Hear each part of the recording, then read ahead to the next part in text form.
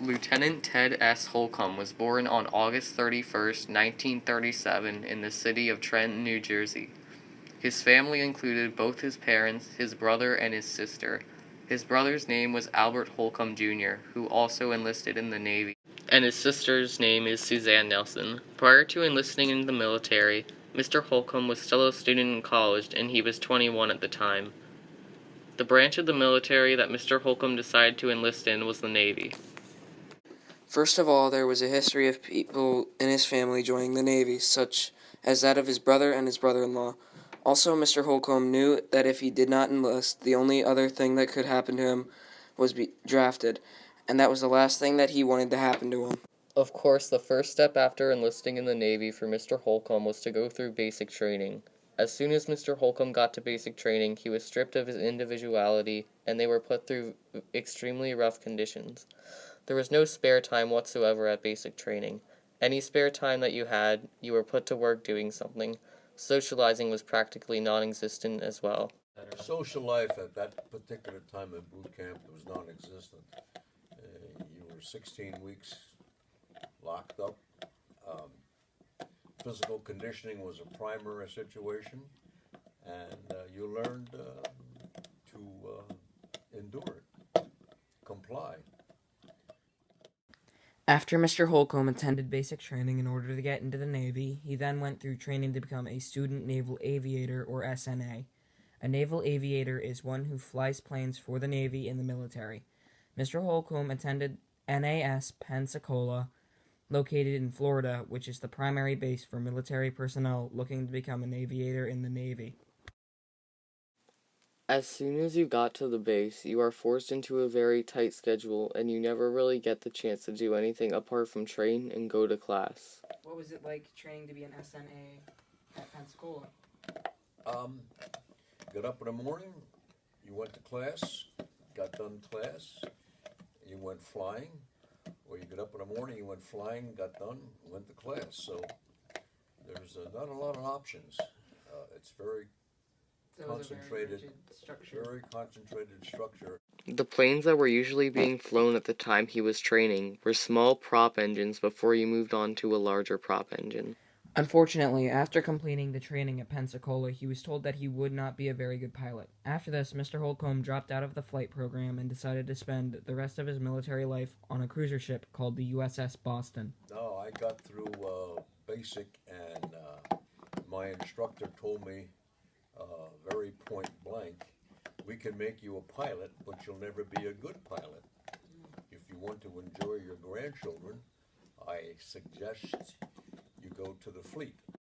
Mr. Holcombe spent roughly 2 years aboard the USS Boston CAG-1, which was the world's first guided missile cruiser. Aboard the Boston, Mr. Holcombe served several places. One of these places that he often went to was the Mediterranean. Mr. Holcombe served many places in the Mediterranean, everywhere from off the coast of Spain to Beirut in Lebanon. When Mr. Holcombe had downtime on the ship, which was not very often, he would join into a card game, sit down and talk with some of his friends, or he would go to watch a movie in the wardroom. Mr. Holcombe spent even more time, however, in the Caribbean, especially around Cuba. The reason he was in this area so much is because he, as well as everyone else aboard the Boston, served in the U.S. blockade surrounding Cuba during the Cuban Missile Crisis. The Cuban Missile Crisis was a conflict between the United States and the USSR that first developed when a U.S. spy plane observed nuclear weapons that the USSR had stationed at a Soviet base in Cuba.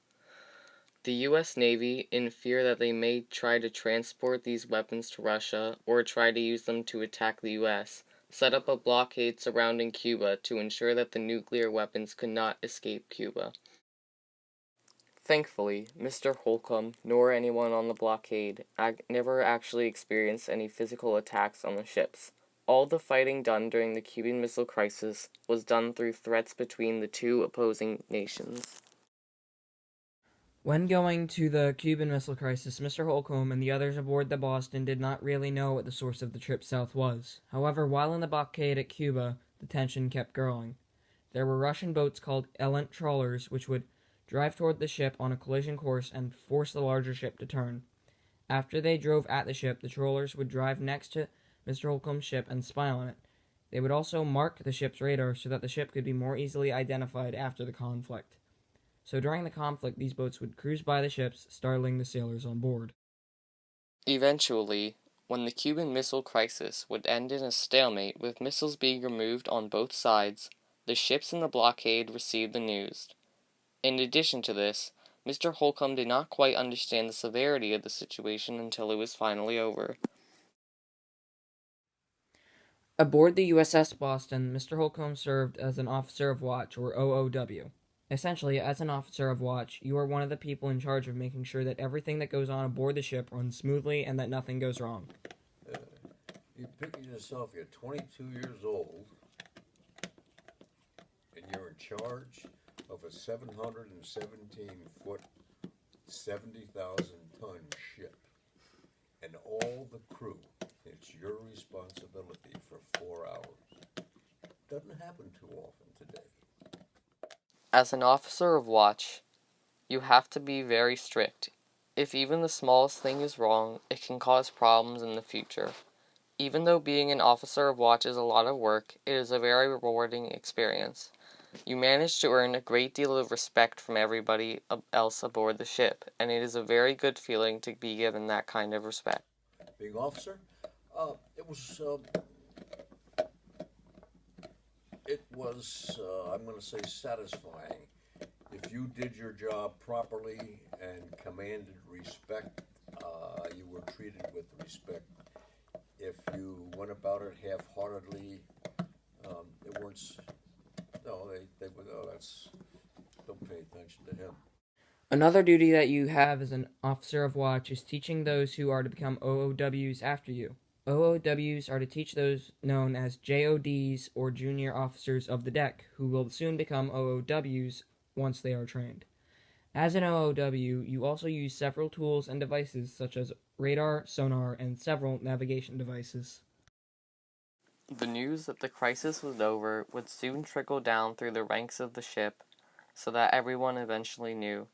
So, Mr. Holcombe's ship, the USS Boston, began to head home.